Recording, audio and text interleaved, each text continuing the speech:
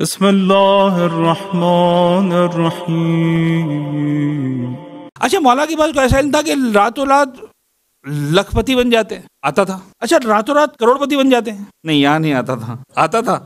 اچھا، راتوں رات ارب پتی بن جاتے ہیں؟ تو مولا کے پاس وہ علم تھے، راتوں رات ہزاروں کما لیتے، لاکھوں کما لیتے، کروڑوں کما لیتے، ارب پتی بن جاتے۔ امام کا کلام کوئی سا بھی آنکھ بند کر کے بھی انگلی رکھے تو مطلب جو ہے وہ مارکت لارا کلام نکلتا ہے۔ لیکن بہرحال رزق اور روزی کے لیے شب جمعہ بھی ہے، تو من چاہ کے ومن کان من دعاء علیہ السلام اذا قتل علیہ الرزق، اگر تنگی رزق آ جائے تو یہ پڑھنے کی دعا۔ تو اب یہ ظاہر سی بات ہے کہ ایک ایسا انسان جو محسوس کر رہا ہے کہ میرے پاس رزق میں کمی ہے، اس کو محسوس ہو رہی، فرماتے ہیں بسم اللہ الرحمن الرحیم، اللہم انک ابتلیتنا فی ارزاقنا بسوء الظن وفی آجالنا بطول العمل حتی التمسنا ارزاقک من عند المرزوقین وتمعنا بآمالنا فی اعمار المعمرین۔ اے اللہ، کیا عجیب الفاظ ہے، خدا کی قسم مشکل الفاظ ہیں۔ اے اللہ، تو نے رزق کے بارے میں بے یقینی سے ہم کو آزمایا ہے، یعنی تو نے کم رزق دیا ہے نہیں۔ معبود، میرا پرابلم یہ کہ مجھے یقین نہیں آ پا رہا، تو اس طرح سے مجھے آزما رہا ہے۔ اور زندگی کے بارے میں طول العمل، یعنی لمبی لمبی آرزویں تینے دے دی ہیں۔ یعنی ایسا لگتا ہے کہ امام نے سوال شروع کرنے سے پہلے جواب دے دیا۔ میرا اور آپ کا پرابلم یہی نہیں کہ رزق کم ہے، میرا اور آپ کا پرابلم یہ ہے کہ ہماری آرزویں زیادہ ہیں۔ اچھا، مجھے پتا ہے ان باتوں میں سبحان اللہ ویسے تو نہیں بنتا، آپ نے محبت کی سبحان اللہ کہہ دیا، شاید میں بھی راضی نہ ہو تو میں آپ سے کیسے توقع رکھوں گے؟ یہ اپنے آپ کے لیے بھی درس ہے، ہم سب کے لیے۔ خدا سب کو بے تحاشا رزق دے، اس کے اندر کوئی دو رائے نہیں ہے۔ دعا ہے میری اپنے لیے بھی ہے، آپ کے لیے بھی ہے، ہر مومن کے لیے دعا ہونی چاہیے کہ پروردگار رزق میں وسعت دے، برکت دے، بے تحاشا وسعت دے، انسان سکون کے ساتھ مجالس کرے، زیارتوں پر جائے، حج عمرے کرے، غریبوں کی مدد کرے، بھائی بہنوں کی مدد کرے، سب کچھ۔ لیکن مسئلہ یہ ہے کہ بھائی اگر پیسہ نہیں ہے تو اگین تمہاری نیسیسٹیز اور ہیں، تمہاری لگژریز اور ہیں۔ پروردگار نیسیسٹیز کا پابند ہے، لگژریز کا پابند نہیں ہے۔ خیر پابند تو ہم کسی میں نہیں کر سکتے، لیکن امام فرما رہے کہ معبود تو نے ہم کو لمبی لمبی آرزوؤں سے آزمایا ہے۔ اب مسئلہ یہ ہے کہ مجھے میرا پیٹ ہی نہیں بھر رہا۔ میں کل بات کر رہا تھا، پتہ نہیں کچھ لوگوں نے مسکرا کے استقبال بھی کیا تھا اس بات کا، اسی کو ریپیٹ کر رہا ہوں۔ یاد ہے نا اپنا زبان؟ اب سال میں اگر 4 جوڑے بن جائیں بڑی بات ہوتی تھی۔ مجھے تو اپنا بچپن یاد ہے کہ رمضان کی عید پہ جو اماں جوڑا بناتی تھی عید کا، وہ 2 دن پہننے کے بعد اس کو دھو کے رکھ دیتی تھی، پھر بقرعید پر وہی جوڑا پہننا ہوتا تھا، یہ کہہ کر کے اب یہ نیا ہے۔ یعنی 2 عیدوں پر 2 جوڑے نہیں ملتے تھے، مجھے نہیں ملتے تھے، اللہ کرے آپ سب کو ملتے ہوں۔ آج ہمارے بچوں کو مل رہے ہیں، الحمدللہ الحمدللہ الحمدللہ۔ یعنی آج غربتوں کے معیار تبدیل ہو گئے۔ کل غریب وہ ہوتا تھا جس کے گھر میں پنکھا نہیں ہوتا تھا، آج غریب ہو جس کے گھر میں 2 اے سی نہیں ہیں۔ زمین آسمان کا۔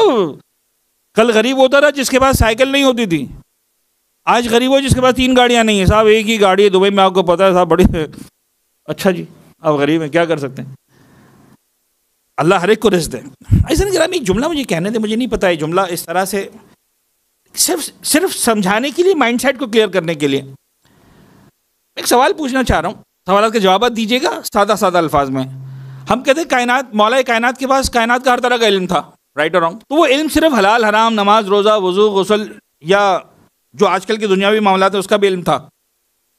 کچھ امام کو مطلب جو ہے میڈیسن بھی آتا تھا، آرکیٹیکٹ آتا تھا، فائنینس بھی امام کو کچھ آتا تھا۔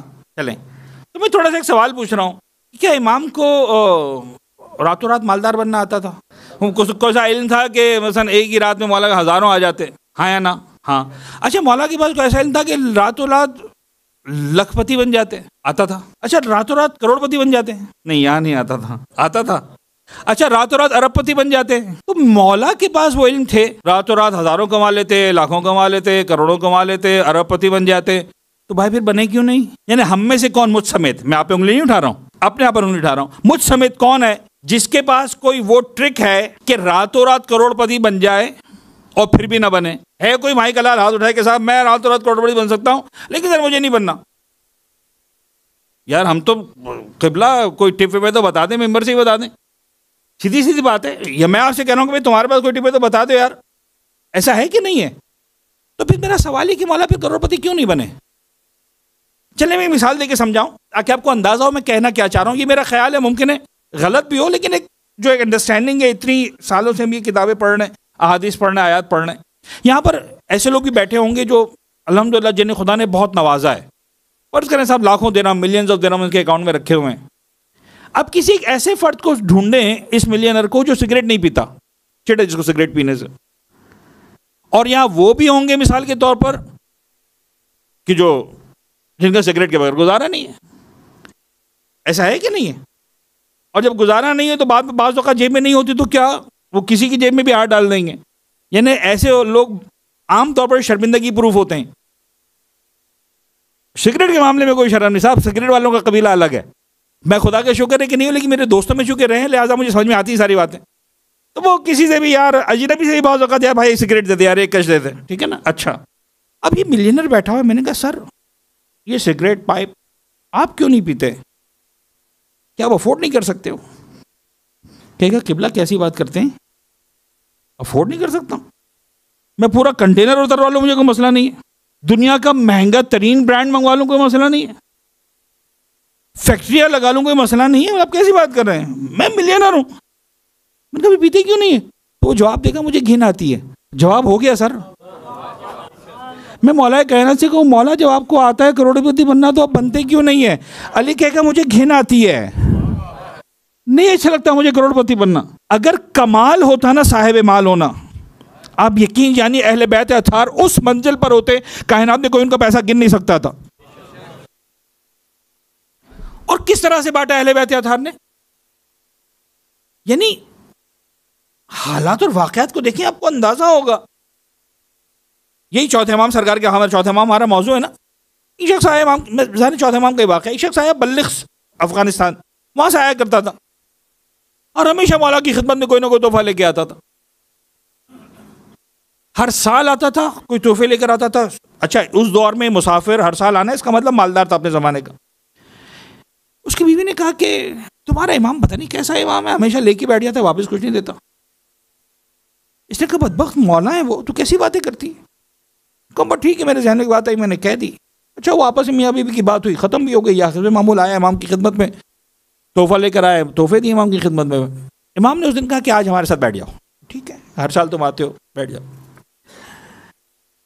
تھوڑی دیر گزری، کھانے کا وقت آ گیا. امام نے کہا کہ آج ہمارے ساتھ کھانا نہیں کھاتے ہو؟ کہا مولا اس سے بڑی سعادت کیا ہوگی، آپ کے دسترخوان پر بیٹھ کر آپ کے ساتھ کھانا کھا رہا ہوں. جو بھی روکی سوکی مولا نے رکھا تھا، جو مولا کی غذا تو ظاہر سی بات ہے کوئی بہت ہائی فائی تو نہیں ہوتی تھی.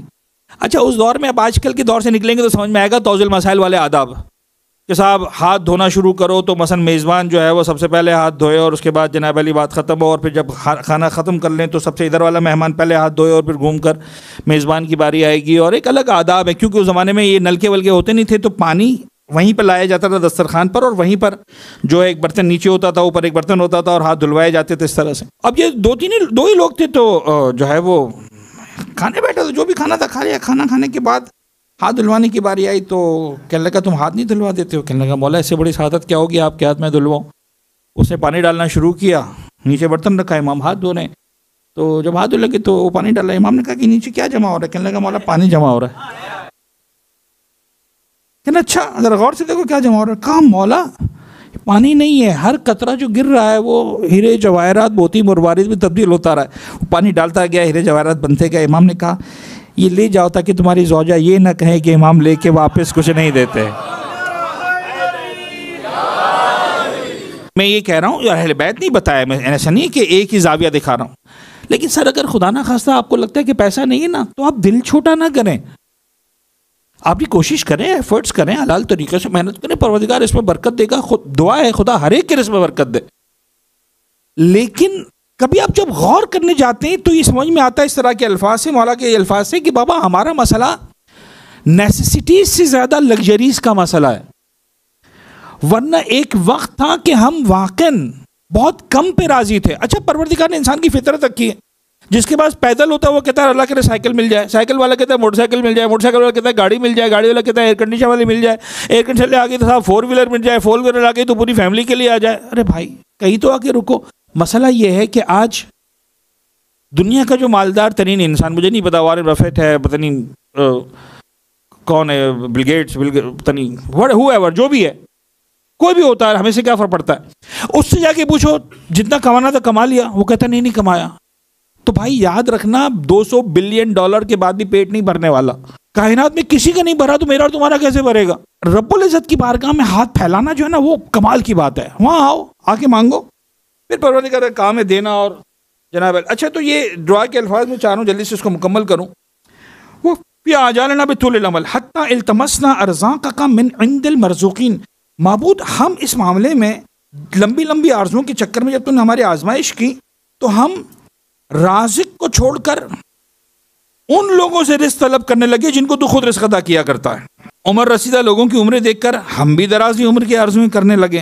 وصلی علی محمد وآلہ, پالنے والے محمد وآل محمد پر درود و سلام نازل فرما.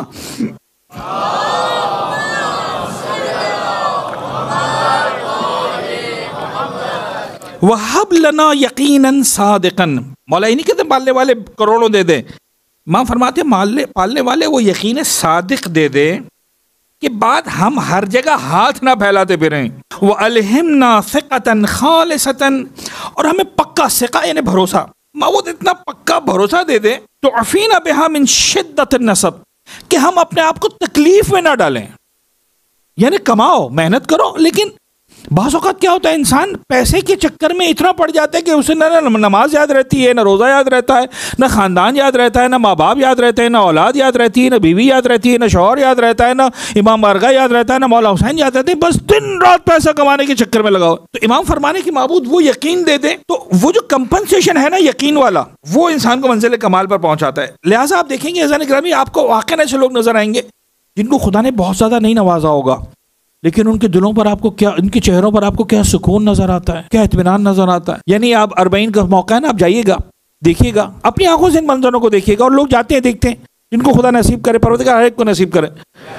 یعنی وہاں پر ضروری نہیں ہے کہ مالدار آئیں. سر آج ہی جگہ ہم بیٹھے تھے, ڈسکشن ہو رہا تھا, صاحب ایسے ایسے لوگ ہیں اکانومی کلاس اور بزنس کلاس تو چھوڑیں, پورا جہاز چارٹرڈ کر کے چلے جائیں, تب بھی ان کے پیسے میں کوئی کمی نہیں آنے والی, نہیں پہنچ پاتے ہیں حسین کے روضے کی چوکھٹ پر. سر پیسہ کمال نہیں ہے, حسین ابن علی کے لیے تمہارے پاس جو دل ہے نا وہ کمال ہے. خدا سے پیسہ مانگو, منع نہیں کرتا ہوں, حسین ابن علی کے لیے دل مانگو, فاطمہ زہرا کے لیے دل مانگو, اہل بیت اطہار کے لیے دل مانگو, تمہاری زندگیوں میں سکون آئے گا.